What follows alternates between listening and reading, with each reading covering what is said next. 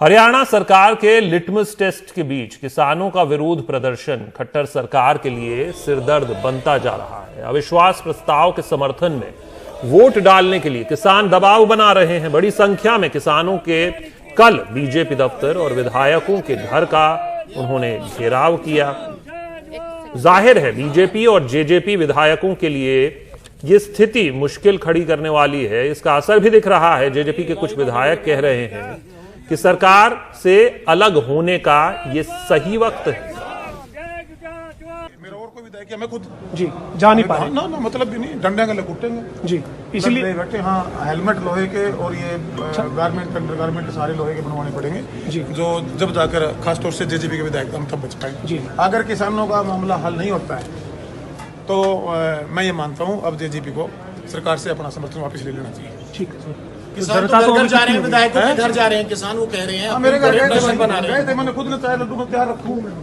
उनका प्रेशर जायज है, उनके बाल बच्चे सारे सड़कों पर सड़ रहे हैं, वहाँ पर बैठे हैं, भूख मर रहे हैं, व्यवस्था खराब चल रही हुई, आगे फसल आई खड़ी है। उनकी मजबूरी को शौक में थोड़ी बैठे हैं, निपटाना चाहिए इसको। क्यों नहीं निपटा पा रहे हैं? यहाँ बड़ी बड़ी बातें विधानसभा में बोलने से एक्चुअल में किसानों का दर्द वही समझ सकता है जो किसानी से उस जमीन की पैदा से बड़ा हुआ, वो मैं हुआ, मुझे तकलीफ है। मेरा ये मानना है कि आज हमारा कोई हक नहीं है सरकार के साथ खड़े रहने का। हमारा कोई हक नहीं है सरकार के साथ बने रहने का। जेजेपी विधायक की बात हमने सुन ली। हमारे साथ मोहम्मद गजाली हैं ज्यादा जानकारी के साथ।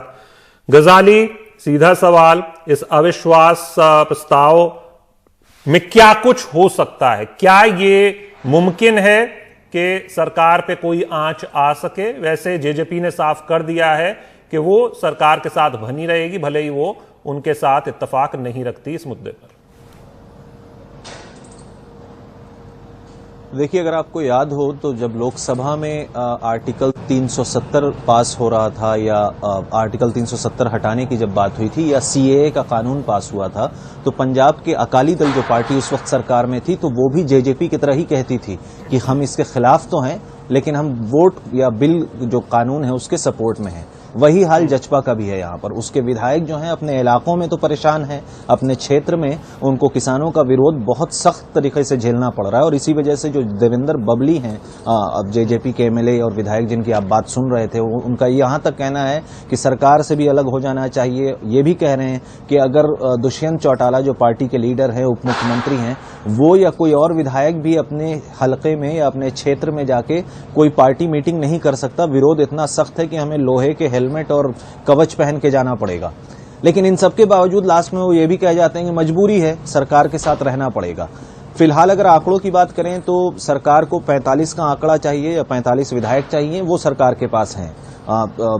अगर जेजेपी और बीजेपी साथ रहती भी है तो वो आंकड़े छू लेंगे या नो कॉन्फिडेंस में पास हो जाएगा।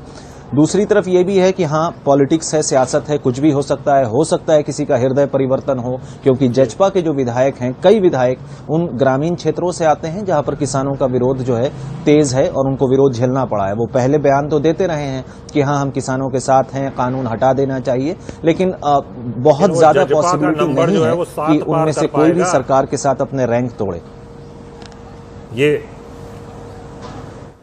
ये बड़ा सवाल है। गजाली, हम इस पर ज्यादा जानकारी के लिए आपके पास वापस लौटेंगे, लेकिन जैसा कि आपने समझाया कि बोलते कुछ हैं और जब वोट डालने की बारी आती है प्रस्ताव में तो करते कुछ हैं। ये अमूमन होता आया है, लेकिन देखना होगा कि इस अविश्वास प्रस्ताव का नतीजा क्या होता है। फिलहाल सरकार सुरक्षित नजर आती है।